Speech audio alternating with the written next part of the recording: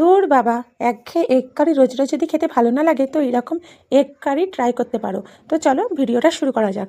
আমি এখানে একটি পাত্র নিয়ে নিয়েছি, পাত্রের মধ্যে একে একে আমি ডিমগুলো ফাটিয়ে নেব। এখানে আমি একে একে 6টি ডিম ফাটিয়ে নিলাম। ডিমের মধ্যে দিয়ে দেবো 1/2 চামচ পরিমাণ লবণ গুঁড়ো, সামান্য পরিমাণ লঙ্কার গুঁড়ো।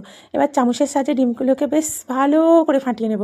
দেখো ডিমগুলো আমাদের এখানে বেশ ভালো করে ফাটানো হয়ে গেছে। এবারে একটি অন্য পাত্রের মধ্যে আমি সামান্য পরিমাণ তেল মাখিয়ে নেব। হাতের সাহায্যে তেলটাকে বেশ ভালো করে মাখিয়ে নেব। এবার আমি ফাটিয়ে রাখা ডিমগুলো এই বাসনের মধ্যে ঢেলে দেবো। ব্যাস আর কি। এবার গ্যাসের চুলো অন করে একটি কড়া বসিয়ে দেবো। কড়ার জল দিয়ে দেবো 1 বাটি পরিমাণ। জলটা গরম হয়ে যেতে দিয়ে দেবো একটি স্ট্যান্ড। এবার দিয়ে দেবো ফাটিয়ে রাখা ডিমগুলো। কড়ার ঢাকনা চাপা দিয়ে এটাকে আমি 5 মিনিট সিদ্ধ করে নেবো। দেখো 5 মিনিট পর এলাম। জাস্ট ওয়াও, কি সুন্দর ডিমগুলো সিদ্ধ হয়েছে দেখছো। এবার আমি এগুলোকে একটি প্লেটের মধ্যে নামিয়ে নেব। ব্যাস এবার এগুলোকে ছুরি দিয়ে কেটে আমি শেপ দিয়ে নেব।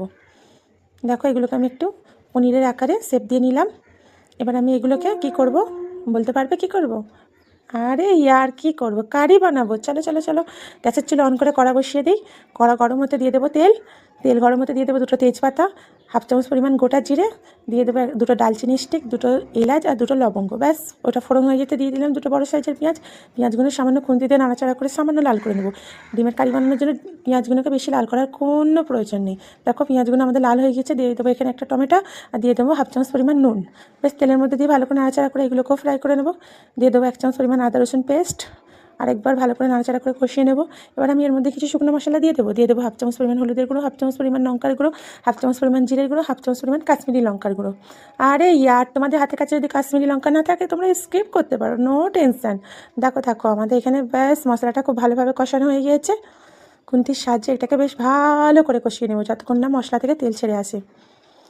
দেখছো কত সুন্দর গ্রেভিটা এসেছে।